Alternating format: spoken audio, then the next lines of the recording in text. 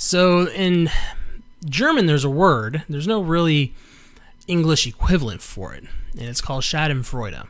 It's one of my favorite words, and it's basically you are taking pleasure in someone else's misfortune. It's almost kind of like karma. You take pleasure in karma happening. And anybody who spends any time on Twitter, they know who Ed and Brian Krassenstein is.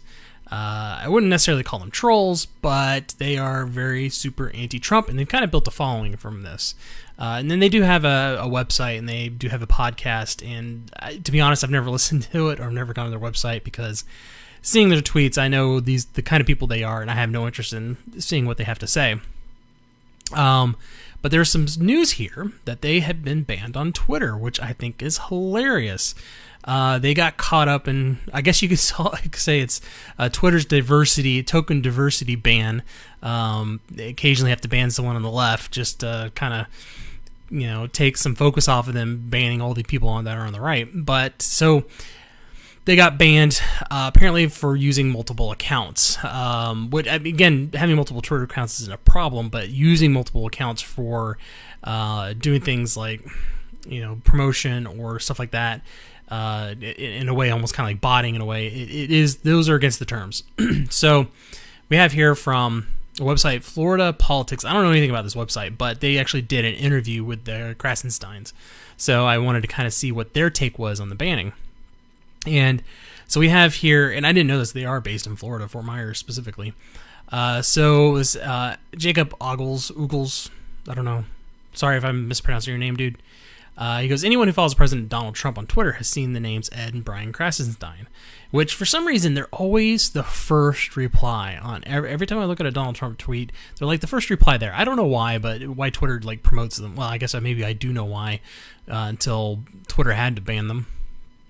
The prolific tweeters built a national following trolling the commander-in-chief. I wouldn't say it was really trolling, at least up until Thursday. That's when the massive social media platform permanently suspended the accounts of the Fort Myers-based online activist. Twitter won't tell us what we did to violate the rules, Ed Krassenstein told Florida Politics. Yes, they did. They said you were using multiple accounts for the wrong reasons. Now, the marketing professionals will lay off staff at Hill Reporter, the small website which largely aggregates anti-Trump news, lists 3 staffers besides the Krassensteins. Social media follows don't generate direct revenue stream for the brothers, but the loss of the media outlet's main portal to readers largely cripples their ability to make money. Our podcast didn't generate revenue, he said. Hill Reporter did generate revenue, but had very little in terms of profits. Hill Reporter will have to lay off its awesome writers who have worked their butts off.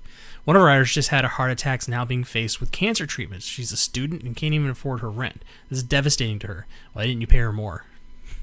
I mean, this is the thing. It's like these guys are like champions for socialism, but they don't pay their people enough. I mean, it's like, why did you hire on somebody if you can't afford to pay them? Whatever. Twitter released a statement to multiple media outlets suggesting the Florida brothers violated terms of service by artificially building their online following. And which, again, kind of go back to this, they're basically saying, oh, this is Twitter. Twitter is now going to prevent this person from paying their rent and getting cancer treatments.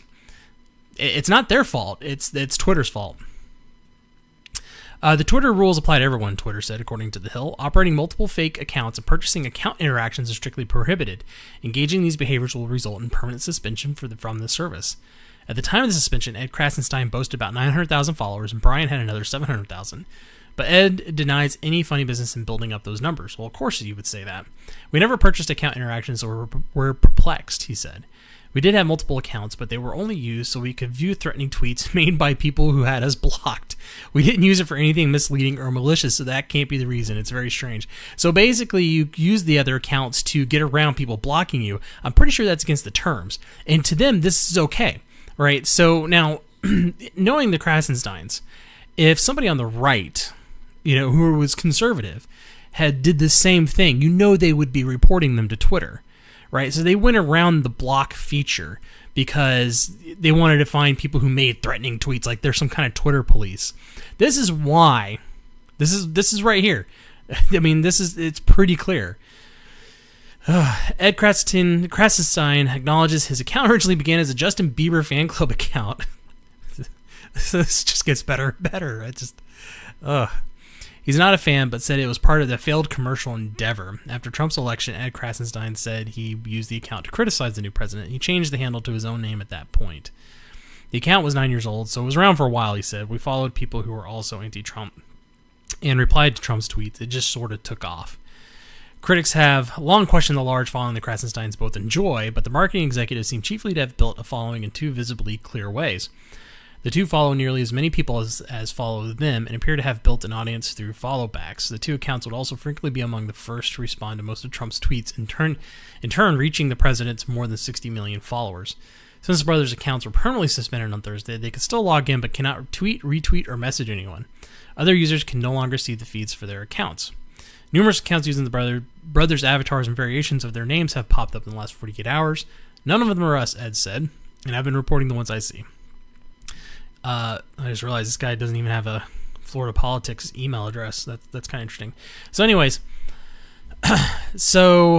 yeah, this is kind of sweet justice, because these guys were ridiculous. I mean, they were just spouted. They would spread fake news. I mean, there's plenty of documented instances of that, and they bit the hand that fed them. They got around Twitter's terms, and Twitter banned them, and in my opinion, rightfully so. I mean, they did. I mean, this right here, using multiple accounts so they can view threatening tweets made by people who had blocked us. That's the whole point of being blocked. You're getting around that. It's almost like a ban evasion, and I'm pretty sure that's probably against Twitter's terms of use. If anything, you probably were caught harassing somebody, because it's okay to harass people who are conservative. You know, it's okay to bash the fash. So I just needed to say just how amazing this was. And again, I know it's probably Twitter just doing it because they were forced to, or it's kind of like I'm calling it the diversity banning. It's a token ban. I would say just probably to get some heat off them. So again, this is just, to me, this is funny. I don't think they brought anything to the conversation, and considering how haughty they were, this is just this is just an amazing event to happen, and it's the most funniest thing, and it's definitely Schadenfreude. I mean, this is something that was coming to them. You play dirty tricks, you're going to get banned. So anyways, I just wanted to have this hot take there. If you guys like this, go ahead and give me a thumbs up and subscribe, and I'll talk to you later.